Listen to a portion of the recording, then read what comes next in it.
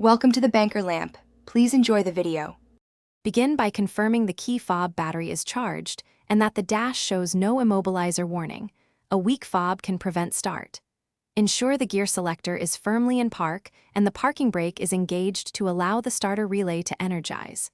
Check the 12V battery terminals for corrosion and tightness and measure around 12. 4 volts if possible, poor connections or less than 11. 8V will hinder cranking. Keep the key and fob within 3 feet of the vehicle while you prepare to start. For a Mitsubishi Outlander with a push-button start, sit with both feet in the cabin, press and hold the brake pedal firmly, and press the start button briefly. If necessary, press and hold the button up to 3 seconds.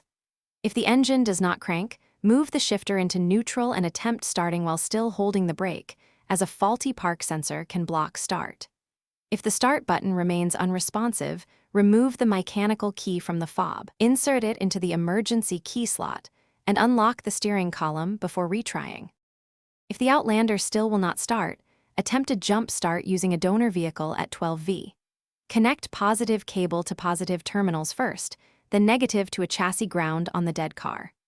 While attempting to start, listen for a rapid clicking of the starter solenoid, which indicates low current, or a single crank with no ignition, which suggests fuel or spark issues. Also check for fuel pump priming noise for 3 seconds when you cycle power. If you cannot achieve a steady crank, or the immobilizer light stays lit, call roadside. Thanks for watching. If this was helpful, leave a like and consider subscribing. See you next time.